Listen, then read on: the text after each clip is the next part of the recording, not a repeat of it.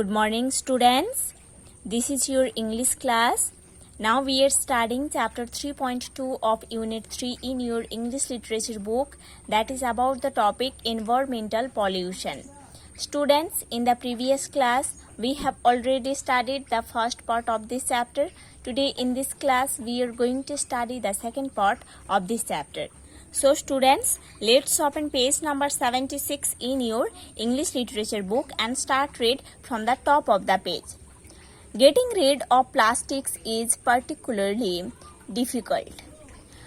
Plastic से छुटकारा पाना एक डिफिकल्ट थिंग होता है. After some time, wood and paper decay through the action of bacteria.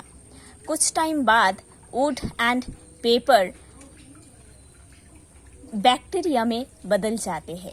But plastics never decay. But plastic कभी डीके नहीं होता है, वो कभी खत्म नहीं होता है. The more we throw away the more litter is produced. Litter means light rubbish, that is bits of paper, wrappings, bottles left lying about, especially in a public place. Litre means ऐसे कुछ कचरा होते हैं, light rubbish होते हैं जिसको public place में फेंका जाता है ना. वो हो सकता है बीट्स ऑफ पेपर, रैपिंग्स हो सकता है, बॉटल्स हो सकता है. ठीक है. So the more we throw away the more litter is produced. हम जितने ऐसे लाइट रबिश को फेंकेंगे उतना ही लिटर प्रोड्यूस होगा. हम जितने ही ऐसे लाइट रबिश को पब्लिक प्लेस में फेंकेंगे, पब्लिक प्लेस उतना ही गंदा होगा और ये जो प्लास्टिक रबिश रहता है, कचरा रहता है, वो ज़्यादा प्रोड्यूस होगा. Look at any garbage dump. किसी एक गार्बेज डंप को देखो. In addition to vegetable scraps, paper and broken glass, you will notice a considerable amount of plastic material such as shampoo bottles, bags, worn out slippers and the like. Vegetable scraps, paper and broken glass, you will notice there, and you will notice there plastic materials, है ना. आपको दिखाई देगा plastic materials बहुत सारे, as shampoo bottles, bags, worn out slippers and ऐसे बहुत सारी चीज़ आपको एक गार्बेज डंप पे दिखाई देगा. Vegetable scraps and paper are biodegradable. Okay, biodegradable means that can be made to rot by bacteria, जो बैक्टीरिया में चेंज हो सकता है. ठीक है. ये जो वेजिटेबल स्क्रैप्स होता है, पेपर होती है, वो बैक्टीरिया में चेंज हो जाता है. But glass and plastics continue to accumulate and pollute the environment. But ये जो ग्लास रहता है, प्लास्टिक्स का थिंग्स रहती है, वो बैक्टीरिया में चेंज नहीं होता है, उसका डीके नहीं होती है, वो एनवायरनमेंट को ज़्यादा पॉल्यूट करते हैं. Plastic is often taken for food by birds, animals and fish, leading to their death. Okay, plastic even use होता है बर्ड्स, एनिमल्स, फिश का जो फूड आते हैं, है ना, उसको रखने के लिए प्लास्टिक यूज होता है और इसके वजह से बर्ड्स, एनिमल्स एंड फिश का डेथ भी हो सकता है. It also chokes our sewer pipes and then the dirty smelly water starts flowing out of manholes. Okay, sewer means underground pipe that carries waste matter, sewage from human bodies, factories, houses, etc. Manhole means hole in a street fitted with a lid through which somebody can enter a sewer to inspect it. ऐसे plastic कचरा जब sewer pipes में या sewer pipes के अंदर से जाता है तब वो पाइप को बंद कर देता है, और जब ये प्लास्टिक कचरा इस सीवर पाइप के अंदर से भी जाता भी है, वो एकदम बदबू आता है। जब मैन होल में वाटर फ्लो होता है, मैन होल के अंदर जब वाटर जाता है, वो बहुत उधर से बदबू आता है। In the year 1971, a curious case of land pollution came to light in New York State of America. 1971 इस साल में लैंड पॉल्यूशन का एक क्यूरियस केस लाइट में आया है न्यूयॉर्क स्टेट में, अमेरिका में। In the neighbourhood of famous Niagara Falls, there was an old canal called Love Canal.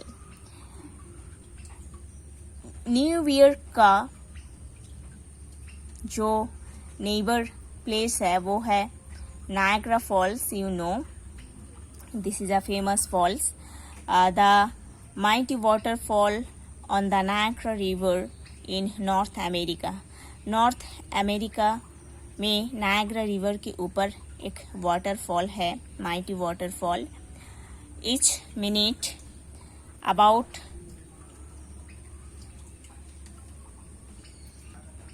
450,000 tons of water falls about 50 meters from a cliff into the Healy River.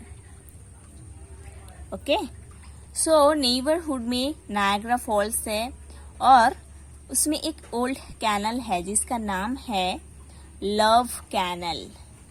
Okay, the dry bed of this canal was used as a dump by a plastic and chemicals company during the 1940s and 1950s।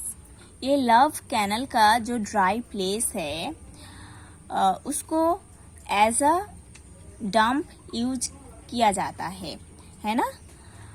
Plastic and chemicals company का एक dump place है ये। 1940s and 1950s से ये है।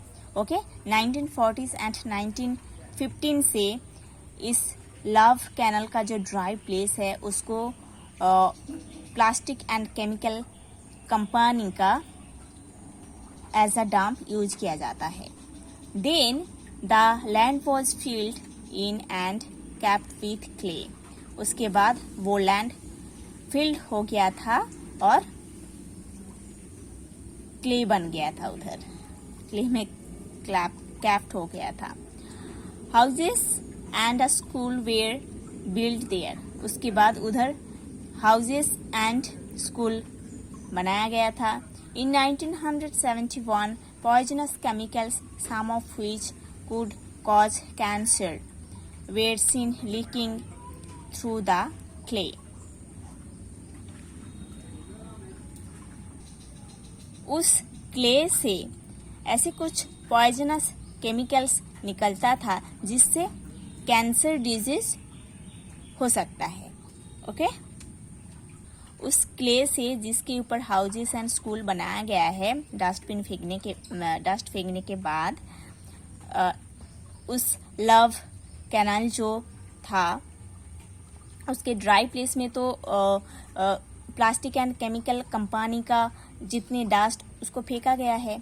जब वो fill हो गया था वो डस्टबिन, तब उसके ऊपर हाउसेस एंड स्कूल बनाया गया था। उसके बाद वो जो क्ले बन गया था ना डस्टबिन, वो उससे पॉइजनस केमिकल्स निकलता था जिससे कैंसर डिजीज हो सकता है। Love Canal became a terribly dangerous area to live in. उसके बाद वो जो लव कैनल है वो एरिया लिव करने के लिए एक डेंजरस खतरनाक एरिया बन गया था। And people had to move away. और उधर से लोग अपने लिविंग को मूव कर लिए थे, है ना, क्योंकि उधर जिन लोग लीव करेंगे, रहेंगे, तो उन लोगों को कैंसर हो सकता है, क्योंकि उधर से एक पॉइजनस केमिकल्स निकलता है। इसीलिए लोग उस लाव कैनाल के आसपास नहीं रहते हैं, लीव नहीं करते हैं। Over $20 million had to be spent in stopping the leaks। और इस क्ले से, है ना, इस लाव कैनल का जो लीक्स है उसको बंद करने के लिए, उसको स्टॉप करने के लिए $20 मिलियन से भी ज़्यादा पैसा खर्च किया गया है। The world's ocean have been used as dustbins। Worlds oceans को एज अ डस्टबिन यूज किया जाता है। Millions of tons of rubbish is being dumped into the seas every year, harming marine life. Okay, marine means found in और produced by the sea. Okay, हर साल millions of Tons राबिस को उधर फेंका जाता है, उस सी में फेंका जाता है, जो कि सी के अंदर बहुत हार्मफुल इफेक्ट प्रोड्यूस कर रहा है। Okay, so the world's oceans जो है उसको एज अ डस्टबिन्स यूज किया जा रहा है। मिलियंस ऑफ टॉन्स राबिस को, कचरा को उधर फेंका जाता है हर साल, जिससे harmful things produce हो रहा है। If too much sewage is poured into the seas, lakes and rivers from sewers, the waters can no longer dilute it। जब too much sewage को सीज, लेक्स एंड रिवर्स में फेंका जाता है तब उसका वाटर ज़्यादा टाइम अच्छा नहीं रहता है। All the oxygen is used up and the fish die। सारे ऑक्सीजन जो रहता है उस पानी में वो यूज अप हो जाता है और उसमें जो फिश रहती है सारे मर जाता है। The bacteria which normally break down the sewage into harmless substances also die। जो बैक्टीरियाज होते हैं, ऐसे जो बैक्टीरियाज बनता है उस डस्टबिन से, that normally break down the sewage into harmless substances also die there, and only harmful bacteria which do not need air remain and this become the cause of disease। ऐसे कुछ bacterias भी होते हैं, उधर से बनता है, जो कि बहुत ही हार्मफुल बैक्टीरिया होते हैं, जिसको एयर नहीं नीड होता है ना, वो उधर रहता है और जिसके वजह से डिजीज प्रोड्यूस होता है। ठीक है, so students, you have to study this second portion, this page number 76 properly। You have to study। In the next class we will study the next part of this chapter।